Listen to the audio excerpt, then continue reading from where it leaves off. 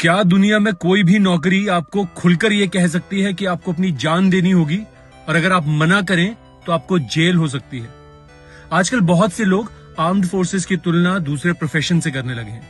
आज इस कंफ्यूजन को दूर कर देते हैं। Article 33 of the constitution of India parliament को पावर देता है कि वो आर्म्ड फोर्सेस पर्सनल के फंडामेंटल राइट्स को रिस्ट्रिक्ट या मॉडिफाई कर सकते हैं ताकि डिसिप्लिन और ऑपरेशनल रेडीनेस बनी रहे। इसका मतलब एक सोल्जर यूनियन फॉर्म नहीं कर सकता, स्ट्राइक नहीं कर सकता, प्रोटेस्ट नहीं कर सकता, पॉलिटिकल एक्टिविटी में पार्टिसिपेट नहीं कर सकता, पब्लिकली गवर्नमेंट का क्रिटिसिज्म नहीं कर सकता और सबसे important life threatening combat situation में वो अपनी कमांड को रिफ्यूज नहीं कर सकता।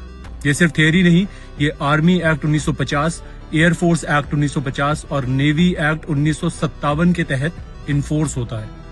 अब आप कंपैरिजन देखिए।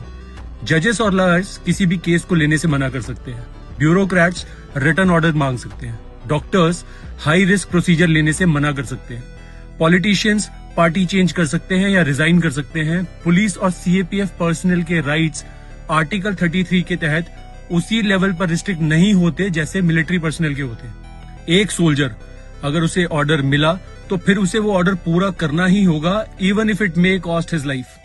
इसे कहते हैं अनलिमिटेड लायबिलिटी। और एक reality, judiciary, parliament, doctors, industry, media, education, bureaucracy, ये सब उस सिक्योरिटी अम्ब्रेला के नीचे फंक्शन करते हैं जो आर्म्ड फोर्सेस अपनी जान देकर प्रोवाइड करती हैं। बॉर्डर सिक्योर है, इसलिए डेमोक्रेसी, इकोनॉमी, राइट्स ये सब सिक्योर है। सिक्योरिटी वो फाउंडेशन है जिसपे ये पूरा स्ट्रक्चर खड़ा है। इसलिए आर्म्ड फोर्सेस को किसी भी दूसरे प्रोफेशन के साथ इक्वेट करना कॉन्स्टिट्यूशनल और ऑपरेशनल डिफरेंस को इग्नोर करना है। जब राइट्स रिस्ट्रिक्टेड हो, जब रिस्क अनलिमिटेड हो, तो पे, पेंशन और स्टेटस ये सब उसी हिसाब से रिफ्लेक्ट होना चाहिए। ये किसी सुपीरियरिटी की बात नहीं है, ये कॉन्स्टिट्यूशनल डिस्टिंक्शन की बात है। अगर आप मानते हैं कि नेशनल सिक्योरिटी में तैनात हमारे सैनिक सबसे पहले है तो इस रील को शेयर कीजिए।